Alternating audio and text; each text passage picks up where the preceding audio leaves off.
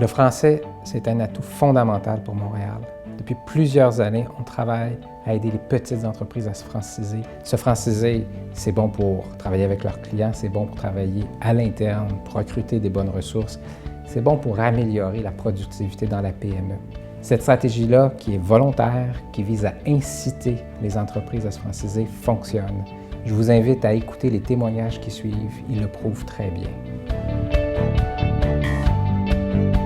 Je m'appelle Christy, propriétaire du restaurant Kamba. J'ai participé au programme de francisation en 2012. D'abord, on a corrigé l'enseigne, les affiches, le menu et la caisse. Ensuite, mes employés et moi suivons des cours de français. Je ne pouvais jamais le faire tout seul. C'est difficile pour moi. Il y a d'autres restaurants chinois, au quartier chinois, qui veulent faire la même chose que nous. On est fiers d'avoir l'attestation et servir la clientèle en français. Bienvenue à tout le monde au restaurant Kamba.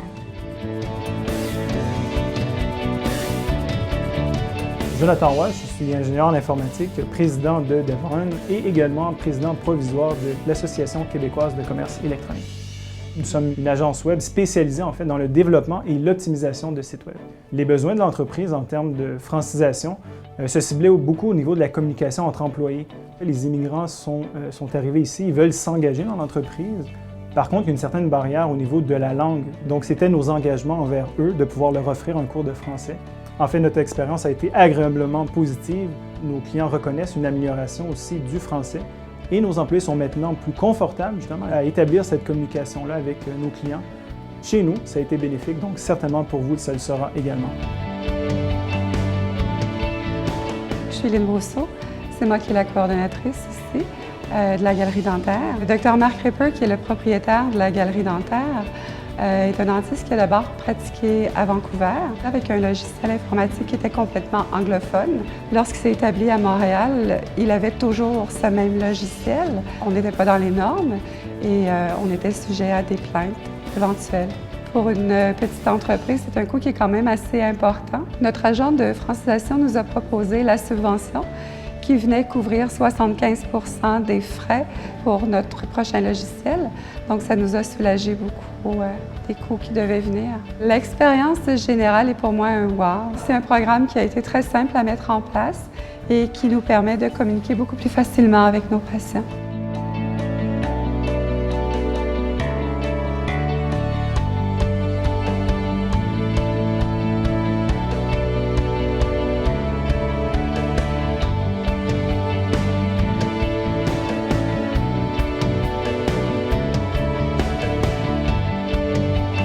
Alors bien, bravo aux entrepreneurs que nous venons d'entendre, mais surtout à tous les entrepreneurs qui participent avec tous les partenaires à la stratégie commune avec la Chambre de commerce du Montréal métropolitain. C'est une stratégie que mon gouvernement a renouvelée pour les 2 prochaines années. J'en suis très fière. Je vous encourage vraiment fortement à donner une belle vitrine francophone à Montréal, cette grande ville qui est si importante pour le Québec et son essor.